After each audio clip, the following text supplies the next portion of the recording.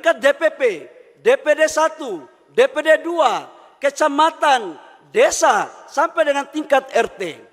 Tidak hanya melakukan konsolidasi, juga mampu memberikan diklat-diklat, training-training sebagai bagian daripada kebesaran Partai Golkar. Dan alhamdulillah, hasil daripada pileg, Golkar mampu meraih suara sebesar 102 kursi di DPR RI. Kami nomor 2, Bapak Presiden. Kami nomor 2, ya di bawah dikit PDIP, di atas dikit Gerindra. Kami di tengah-tengah saja. Dan ini mencerminkan, tetapi untuk DPR Kabupaten Kota, izinkan kami Bapak Presiden dan seluruh ketua-ketua umum partai lain, bahwa Golkar menang di 15 provinsi dan sekaligus menjadi ketua DPR provinsi. Dan menang di 300 lebih kabupaten kota dengan total jumlah anggota DPR kabupaten kota sebesar 290 dan yang terbanyak dibandingkan dengan partai-partai yang lain. Dan malam hari ini semua mereka ada di sini Bapak Presiden.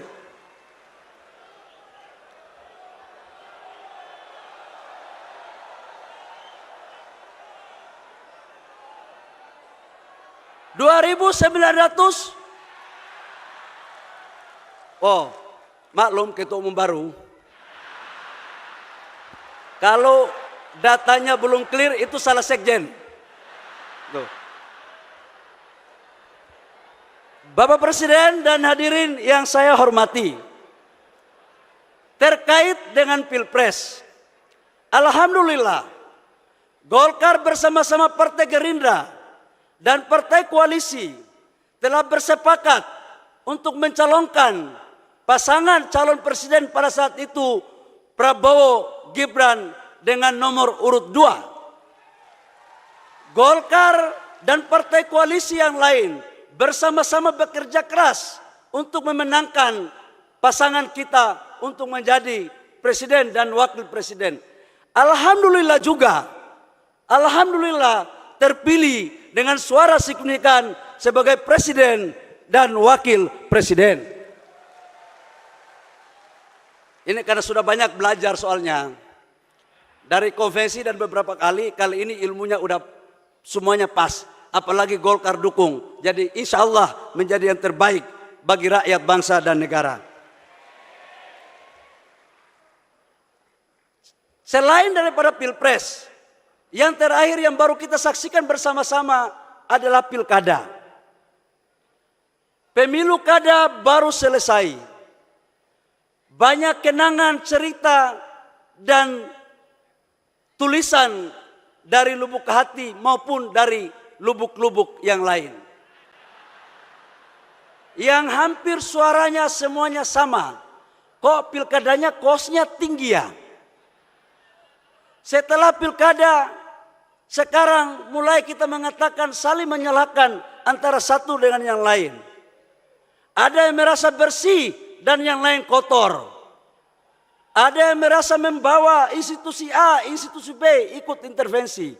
Saya ingin mengatakan kepada kita semua di sini sebagai sesama anak bangsa, Golkar berpandangan tidak untuk kita saling menyalahkan antara satu dengan yang lain.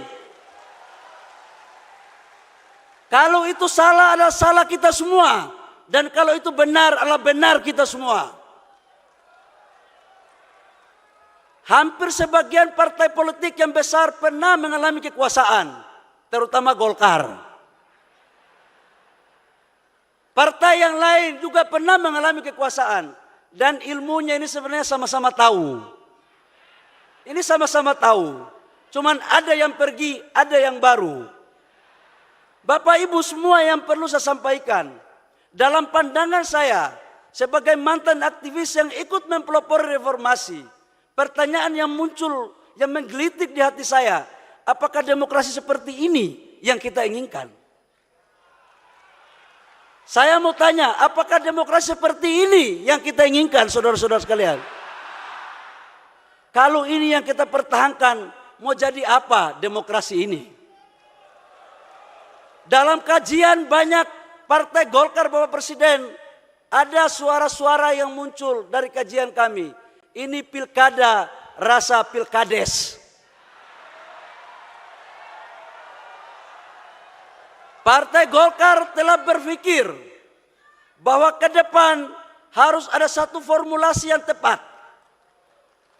Harus ada formulasi yang tepat untuk kita merumuskan sistem politik kita yang benar-benar baik untuk rakyat dan baik untuk negara, untuk mewujudkan cita-cita proklamasi kita.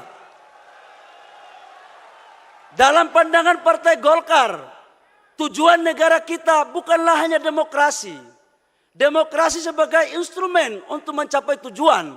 Dan tujuan negara kita itu adalah mensejahterakan kehidupan bangsa, ikut mencerdaskan kehidupan bangsa, dan ikut mengambil bagian dalam ketertiban dunia, dan sekaligus menjaga marwah negara kita.